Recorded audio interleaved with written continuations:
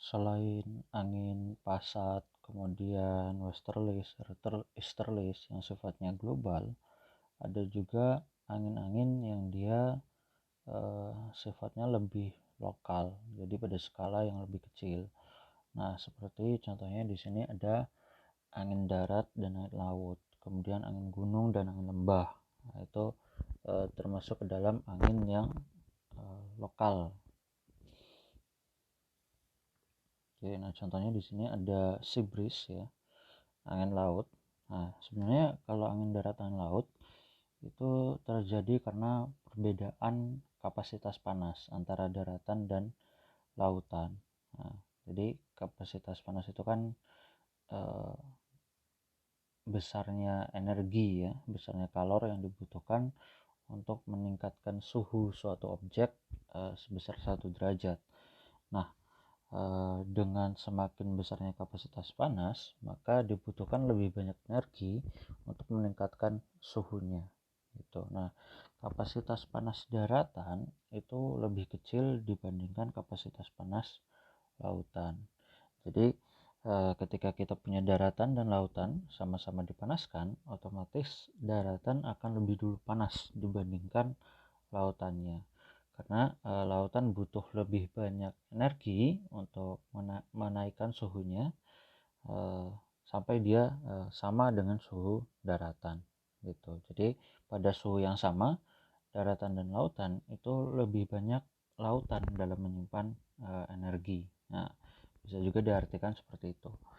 Jadi ketika ada matahari gitu ya, afternoon misalnya, ketika siang hari menjelang sore gitu ya, saat matahari sedang panas-panasnya, bagian daratan dan lautan itu akan sama-sama mengalami pemanasan. Nah, cuma karena kapasitas panas daratan lebih rendah, maka ketika diberikan energi yang sama, daratan akan punya suhu yang lebih tinggi. Nah, karena dia nggak butuh terlalu banyak energi untuk menaikkan suhunya. Oke, sehingga nanti ketika siang hari kita punya suhu di atas daratan itu lebih tinggi dibandingkan suhu di atas lautan. Nah,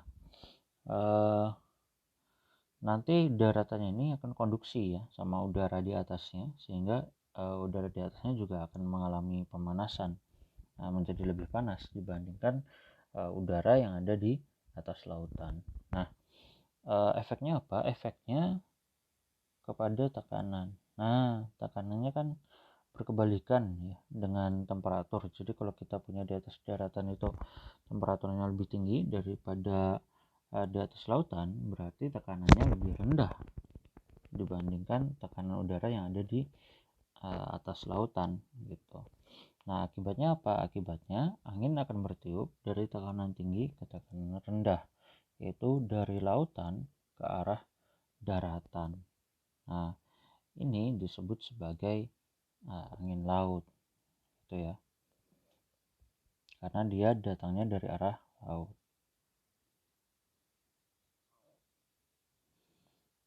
Nah, untuk angin darat itu kondisinya sebaliknya. Jadi ketika malam hari itu bumi akan melepaskan panas ya dalam bentuk radiasi gelombang panjang, gelombang inframerah.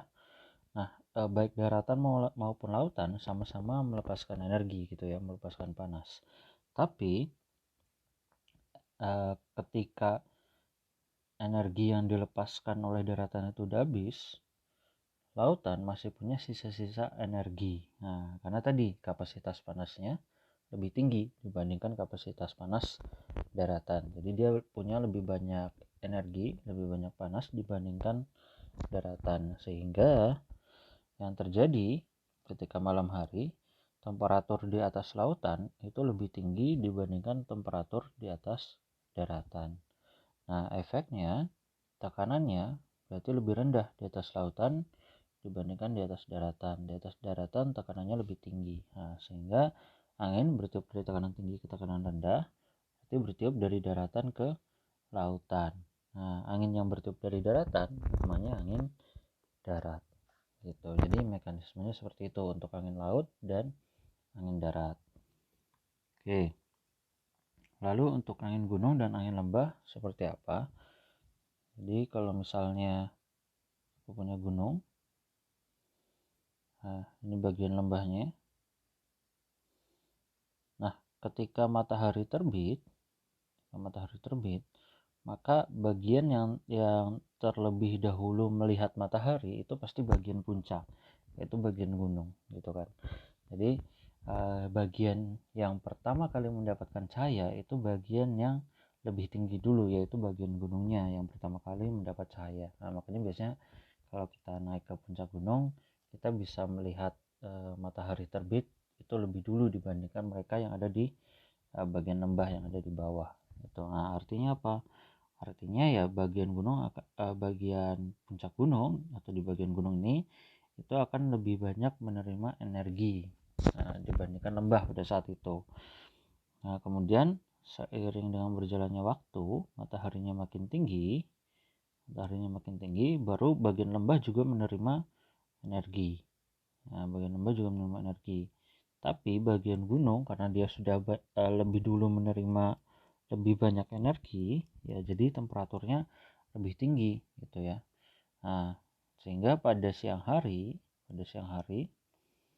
temperatur di atas gunung, di bagian gunung itu lebih tinggi dibandingkan temperatur di lembah. Nah, berarti tekanannya di atas gunung itu lebih rendah dibandingkan tekanan di atas lembah. Nah, sehingga angin bergerak dari tekanan tinggi ke tekanan rendah, berarti dari bagian lembah ke bagian gunung. Nah, ini disebut sebagai angin lembah. Nah, kalau malam hari bagaimana? Nah, karena ini kan sama-sama daratan ya. Kalau sama-sama daratan berarti kapasitas panasnya sama dong gitu. Nah, sebenarnya enggak, karena ada perbedaan sifat antara bagian gunung dan bagian lembah. Nah, ketika hujan itu nanti airnya akan mengumpul di bagian lembah. Nah, kemudian ketika ada aliran sungainya juga adanya di bagian lembah. Artinya sebenarnya bagian lembah itu kandungan airnya lebih banyak dibandingkan bagian gunung. Nah, sehingga ketika mengalami proses pemanasan di siang harinya, bagian lembah itu menyimpan lebih banyak panas. Nah, walaupun dia pertambahan suhunya juga lebih lambat ya, makanya temperaturnya lebih rendah. Itu juga salah satu faktor ketika siang harinya. Nah, tapi ketika malam harinya efeknya apa? Karena dia menyimpan lebih banyak panas, maka di malam hari temperatur lembah itu lebih tinggi dibandingkan temperatur di bagian gunung. Nah, sehingga tekanannya berarti lebih rendah. Di bagian gunung tekanannya lebih tinggi. Nah, nanti udara akan bergerak dari tekanan tinggi ke tekanan rendah, berarti dari bagian gunung ke bagian lembah. Nah, ini disebut sebagai angin gunung. Jadi di siang hari kita punya angin lembah, di malam hari kita punya angin gunung. Tuh. Nah, kemudian ini tambahan ya, suatu jenis angin yang sifatnya juga lokal, dust devil. Dust devil itu terjadinya di siang hari pada daerah kering. Nah, cuma ini berbeda sama angin gunung, angin lembah dan angin darat, angin laut, karena dust devil ini anginnya berputar. Nah, jadi dia anginnya mirip seperti angin puting beliung ya, atau mirip juga dengan proses berputar seperti pada siklon ya. Nah, jadi anginnya berputar. Cuma ini berasosiasinya lebih ke tekanan rendah yang termal, jadi tidak berasosiasi dengan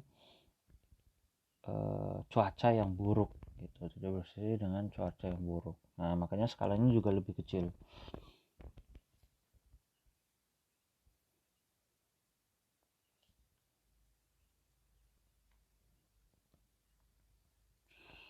Jenis angin yang berikutnya adalah angin monsun. Nah, angin monsun ini salah satu jenis cross equatorial winds ya. Jadi termasuk cross equatorial winds, yaitu angin yang menyeberang ekuator.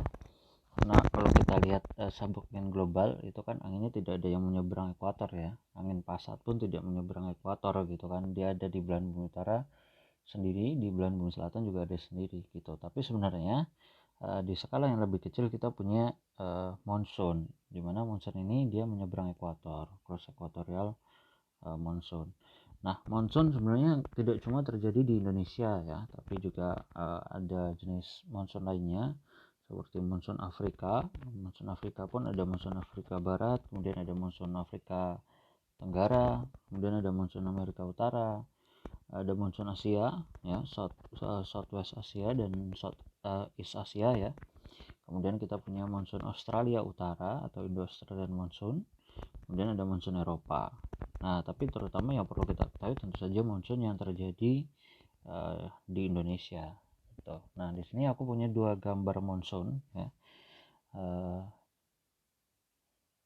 Ada dua gambar angin monsoon di sini ya, pada periode monsoon yang berbeda. Karena monsoon itu dia sifatnya berbalik arah ya. Jadi setiap 6 bulan sekali monsoon itu akan berbalik arah. Nah, minimal paling enggak dia belok arahnya atau pembelokan anginnya itu sekitar 140 derajat. Jadi prevailing winds-nya minimal 140 derajat pembelokannya.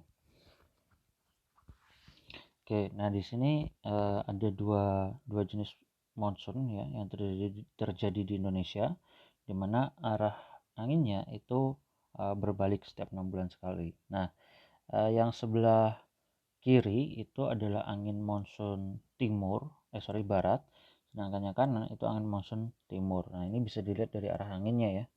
Arah anginnya ini relatif dari arah timur, sedangkan yang ini barat ya, barat. Sedangkan yang ini relatif dari arah timur. Nah, berarti ini adalah angin monsoon timur. Oke. Nah, kita lihat dua monsoon ini periodenya kapan. Nah, sebenarnya kalau untuk mengetahui periode monsoon itu asalkan kita tahu pergerakan matahari, kita bisa tahu periodenya kapan gitu. Karena monsoon ini sebenarnya kan dipengaruhi oleh pergerakan matahari, karena dia kan terjadi ketika ada perbedaan pemanasan juga ya, perbedaan pemanasan lautan dan daratan. Pada saat monsoon barat itu terjadinya ketika belahan bumi utara ya, Asia itu dia menerima lebih sedikit panas ya dibandingkan belahan bumi selatan. Nah, atau gini, lebih simpelnya kayak gini. Ketika aku punya angin bertiup dari Asia, ini kan bertiupnya dari Asia ya, dari Asia ke Australia. Nah, itu artinya apa? Artinya tekanan udara di Asia saat itu lebih tinggi dibandingkan tekanan udara di Australia, ya kan? Jadi kalau misalnya aku punya Asia misalnya, kemudian aku punya Australia. Nah, di sini Indonesia nih misalnya. Aku punya angin yang bertiup dari Asia ke Australia. Artinya apa? Artinya tekanan udara di Asia itu lebih tinggi daripada tekanan udara di Australia. Makanya anginnya bertiup dari Asia ke Australia. Nah, kenapa kok tekanan udaranya lebih tinggi di Asia dibandingkan di Australia? Karena saat itu di belahan bumi selatan di Australia itu temperaturnya lebih tinggi. Nah, sedangkan di belahan bumi utara di Asia temperaturnya lebih rendah.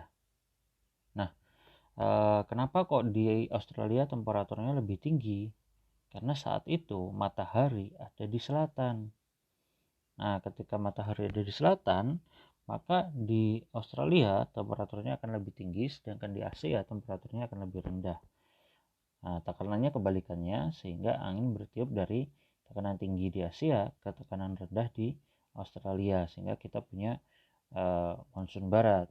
Nah, sebaliknya ketika monsoon timur itu terjadinya kapan? Ketika Australia tekanannya lebih tinggi dibandingkan Asia. Nah, berarti temperaturnya itu lebih tinggi di Asia dibandingkan di Australia. Nah, ini artinya apa? Artinya saat itu matahari ada di utara, sehingga belahan bumi utara ya, Asia itu menerima lebih banyak panas dibandingkan Australia. Nah, jadi kalau kita pengen tahu kapan periode monsoon barat, kapan periode monsun timur, kita cukup tahu kapan periode matahari itu ada di belahan bumi utara dan kapan matahari ada di belahan bumi selatan. Oke. Nah, jadi seperti yang sudah kita pelajari sebelumnya, pergerakan matahari itu seperti ini ya. Jadi kalau misalnya aku punya 0 derajat, kemudian ini 23,5 derajat utara, ini 23,5 derajat selatan, matahari akan berada di ekuator itu pada tanggal 21 Maret, ya kan. Kemudian dia bergerak ke utara itu tanggal 22 Juni. Kemudian dia akan gerak lagi ke ekuator sampai di ekuator tanggal 23 September, kemudian gerak ke selatan sampai paling selatan 22 Desember, kemudian gerak lagi ke ekuator ya sampai 21 Maret dia di ekuator lagi. Nah, berarti tadi periode monsun barat, ini kan monsun barat ya.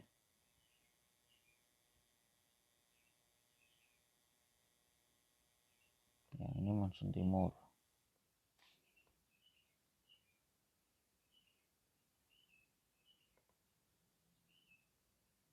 Oke. Nah, periode monsun barat itu saat di Asia temperaturnya lebih rendah dibandingkan di Australia.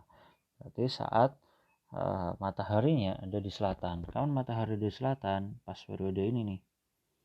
Nah, ini periodenya kapan? Dari 23 September, ya kan? Berarti akhir September ya, anggaplah Oktober sampai Maret, ya kan? Akhir Maret. Nah, jadi periodenya monsun barat itu Oktober sampai Maret. Oke. Kemudian monsun timur kapan? Monsun timur saat mataharinya ada di utara, sehingga Asia lebih panas, tekanannya lebih rendah, sehingga angin bertiup dari Australia yang tekanannya lebih tinggi ke Asia yang tekanannya lebih rendah. Nah, kapan? Nah, kita lihat di sini, berarti itu periodenya adalah saat akhir Maret ya, anggaplah April, akhir Maret sampai akhir September. Berarti dari April sampai September ini adalah periode monsun timur gitu. Nah, jadi kita tahu monsun barat dari Oktober sampai Maret dan monsun timur itu dari April sampai September gitu. Oke. Nah, implikasinya apa ke Indonesia? Ketika monsun barat itu anginnya itu melewati lebih banyak lautannya dibandingkan ketika monsun timur. Nah, sehingga karena dia lebih banyak melewati lautan, dia membawa lebih banyak uap air. Nah, makanya ketika monsun barat itu di Indonesia curah hujannya lebih tinggi dibandingkan ketika monsun timur. Nah, sehingga monsun barat itu diasosiasikan dengan musim hujan, sedangkan monsun timur itu diasosiasikan dengan musim kemarau di Indonesia. Nah, kadang juga ditanyakan di soal misalnya ketika bulan Oktober sampai Maret gitu misalnya ya, angin apa yang bertiup di atas kota Semarang dan kota Pontianak misalnya.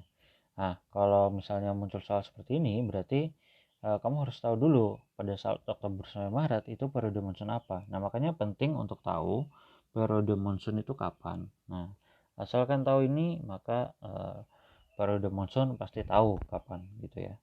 Nah, kemudian posisi kota di Indonesia.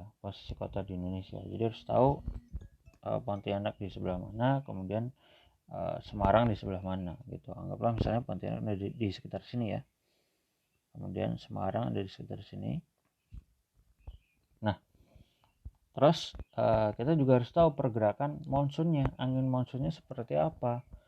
Nah, kalau di Pontianak itu berarti angin monsunnya seperti ini ya geraknya ya. Nah, berarti anginnya dari utara, sedangkan di Semarang itu anginnya relatif seperti ini dari arah barat. Nah, jadi ketika Oktober sampai Maret di Pontianak itu mengalami atau angin yang ada di atas kota Pontianak adalah angin utara, sedangkan yang ada di atas kota Semarang adalah angin baratan gitu ya, angin barat. Nah, jadi selain mengetahui periode monsun, artinya kita juga harus tahu pergerakan monsun. Oke. Nah, sebenarnya secara general kita bisa lihat ya bahwa pergerakan monsun itu anginnya seperti ini. Nah, jadi mirip seperti huruf Y dibalik ya. Nah, ini ketika monsun barat, kemudian ketika monsun timur bentuknya masih sama, cuma arahnya yang beda. Nah, arahnya seperti ini. Nah, gini kan. Nah, jadi secara general kalian harus tahu arah anginnya itu seperti apa ketika monsun barat dan ketika monsun timur. Nah, kalau kita lihat dari sini sebenarnya pergerakan monsun barat itu yang ini ya, angin baratnya itu yang ini. Ketika di monsun timur, angin timurnya itu yang ini. Nah, sedangkan bagian ini itu lebih ke angin utara sama angin selatan. Nah, artinya apa? Sebenarnya daerah yang dipengaruhi monsun di Indonesia itu nggak semuanya didominasi oleh monsun. Nah, karena ada faktor lain ya, misal faktor ekuatorial, kemudian faktor lokal. Makanya nanti ketika kita belajar tentang curah hujan, tentang presipitasi, menurut BMKG itu tipe curah hujan di Indonesia nggak cuma tipe monsonal, tapi juga ada tipe ekuatorial dan tipe lokal. Gitu. Artinya apa? Nggak semua daerah di Indonesia itu didominasi oleh efek monsun. Nah, ada yang efek ekuatorialnya lebih dominan, ada yang efek lokalnya lebih dominan gitu. Nah, daerah mana di Indonesia yang didominasi oleh efek monsun? Daerah yang didominasi oleh efek monsun itu daerah Sumatera, Jawa, kemudian pulau-pulau di sekitarnya gitu ya. Nah, ini adalah daerah-daerah yang dipengaruhi oleh monsun terutama. Kalimantan juga boleh lah ya, masih ikut juga di bagian selatan itu masih kena pengaruh monsun, sedangkan bagian utara itu lebih ke pengaruh ekuatorial ya, apalagi yang dilewati garis ekuator ini itu kena pengaruh ekuatorial. Nah, tadi misalnya yang di Pontianak, nah, misalnya Pontianak itu kan dia di 0 derajat ya, berarti harusnya di sekitar sini tadi ya, salah naruh titiknya ya. Oke gitu, dan seterusnya.